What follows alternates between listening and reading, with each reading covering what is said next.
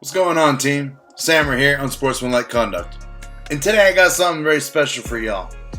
So I'm going to be talking directly to Terry Fontenot and Arthur Blank and Arthur Smith, because I'm going to tell them exactly what they need to do in this year's draft so we can make it into the playoffs. Let me start with this. This year, our division has regressed significantly because of a couple quick things. Sean Payton has left coaching the Saints. Tom Brady has left quarterbacking the Bucs. And the Panthers are in turmoil right now. They got a lot of problems too. We all got problems. All four teams in this division in the NFC South have a lot of problems. But there is a path to making the playoffs, at least for the Falcons this year. And that is going to be with an 8-9 record. All right, so let's get into it. Let's start with this. So again, Tom Brady retired from the NFL.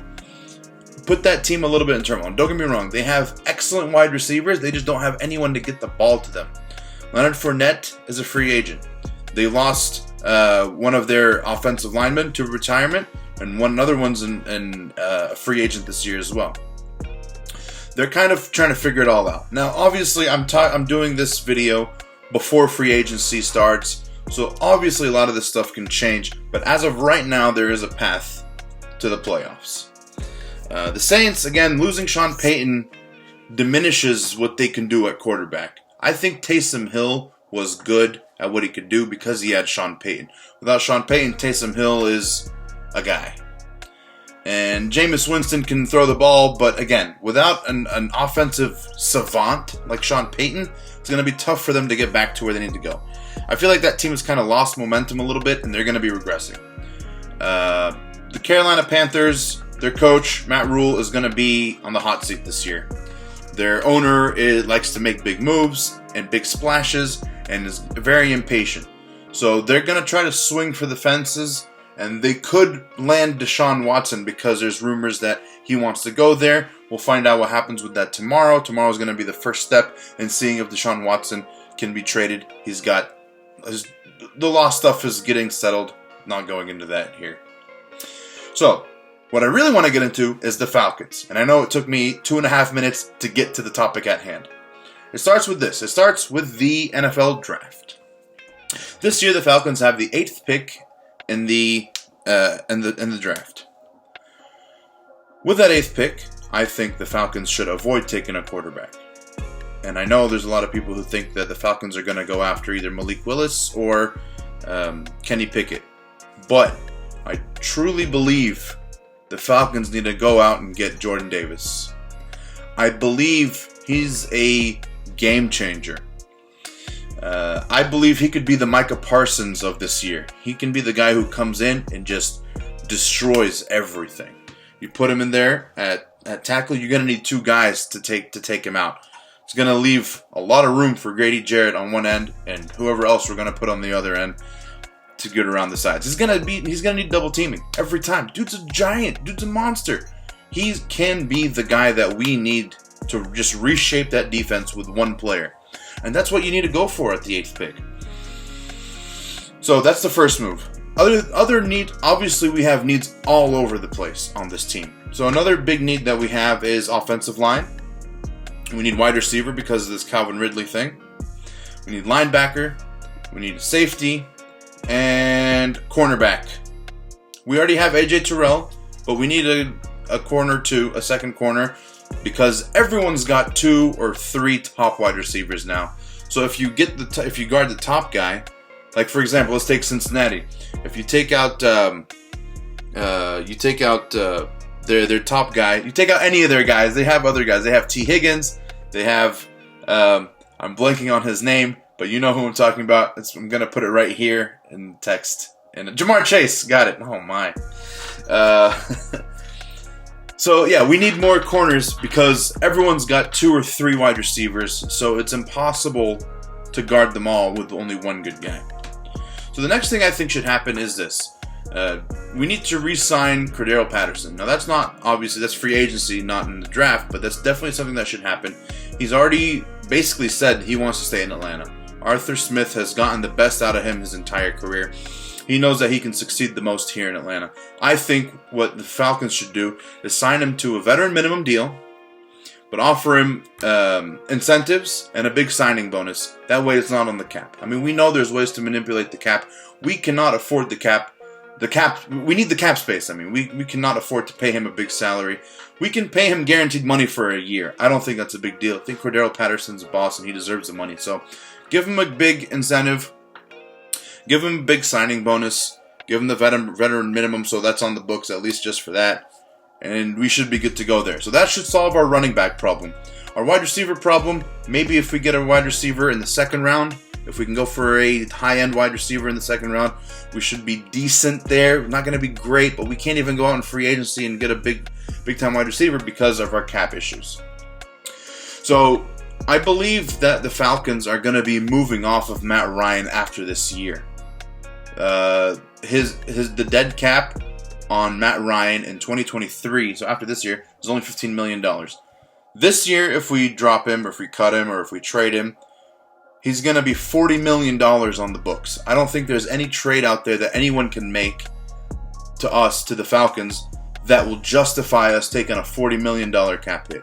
I've heard people saying, like, oh, if we get a first-round pick, we can do it. I'm like, I don't think anyone's going to give a first-round pick, because Carson Wentz got traded yesterday for 2 third-round picks. Might go into a second, but if Carson Wentz, who's 7, 8, 9 years younger or so, or I think 7 years younger than, I think it's 9 actually. I'll put that here too. He's a significant amount of years younger than Matt Ryan, and he only got 2 third-round picks. I really don't see how a team is going to go and give a first-round pick, at least even 1 first-round pick for Matt Ryan. Unfortunately, yeah, that's just the way it is. So we have Matt Ryan for 1 more year, at least, and I do believe they're going to move off him after this year. So what I'm really worried about is the management decides to go for a quarterback in this draft and takes Malik Willis or Kenny Pickett at 8. And I'm urging you not to do that yet, because, I mean, we see every year there's always quarterbacks on the move, for 1, in free agency, and 2, next year's draft could be even better than this year. I don't think we should spring for it and leap and reach for something that's not there. We know Jordan Davis is in front of us. I truly believe he's a game changer, and I think they should go and get him. I'm going to try to wrap this up quickly. So, I said there's a path to the playoffs. That path to the playoffs for the Falcons will be 8-9. We win 8 games, we lose 9, we should be good to go. But that does include beating all of our division mates 2 times each. We beat Carolina, the Saints, and the Bucks 2 times each. That's 6 wins right there. We just need to find 2 more wins. We can beat the Seahawks this year. We are playing the Seahawks. The Seahawks do not have Russell Wilson. As of right now, their team is kind of broken. If their team stays somewhat similar to what it is right now, we can beat them. And the other team that we have to try to beat is Chicago. Now, Chicago looked pretty bad last year. That was with a rookie quarterback. I don't know when we're going to be playing Chicago. If it's towards the end of the season, that Justin Fields has basically another entire season where he can develop and get better, it'll be very hard to beat him. But if he looks anything like he did last year, there's always a chance. Especially if now Chicago has traded Khalil Mack, so their pass rush has just taken a big hit right there. So the reason why I think we can win this division is because of 2 things. Well, 1 thing. We're playing 2 divisions this year that are ridiculous. We play the NFC West. Obviously, that's Rams, San Francisco, Arizona, and Seattle, which every team in our division is going to lose 3 of those games. Guaranteed, we have 3 losses right there for each team in our division. We also play the AFC North, which is the Bengals, who made it to the Super Bowl, the Ravens with a healthy Lamar Jackson, the Bakers, the Browns with Baker Mayfield, who's healthy this year too, maybe, and the Steelers, who have a top-notch defense, and Mike Tomlin, who has not had a losing season in his career, with Ben Roethlisberger, that is. So that's another 4 losses, I believe, for all of the teams in our division. So that's 7 losses guaranteed to every team in our division. Now, on top of that, we each play 1 game against the same ranked team this year in the NFC West, which is Tampa's going to play Mahomes. Obviously, that's a loss. The Saints are going to play the Raiders. I think the Raiders can take that, especially, I think Derek Carr is going to be a big year for Derek Carr. And then the Falcons are going to play the Herberts, the Chargers, and we're going to lose that game. And the Carolina Panthers are going to play the Broncos, who were last in their division last year, who now have Russell Wilson. So they're going to lose that game.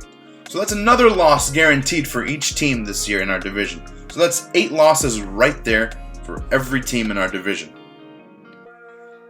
I believe that as the 4 teams in our division are constructed currently, each team is guaranteed to lose 8 games. So now the question is, which of these 4 teams can beat each other and win out 2 more games? And I think the Falcons can beat the Bucks, the Panthers, the Saints, the Bears, and the Seahawks. And we get 8 wins, and we lose 9 games, because the last game that I'm missing is going to be Washington. We play Washington this year as well with Carson Wentz. We could sneak a win there if it's like the very first game of the season and Carson Wentz hasn't really got acclimated yet and doesn't know the system yet. I mean, he did just go to Washington, so he has all offseason to get better. But if it is the first game, we have a chance. We might be able to go 9-8. We might be able to go 8-9. But I do believe the Falcons can win this division. There's a clear path. It starts with the draft. It starts with Jordan Davis. I hope I've made my argument clear, and I hope Fontenot and Blank and Smith, the Arthur brothers are listening. Hopefully here's to a good season. Thanks for watching, everyone. See y'all next time.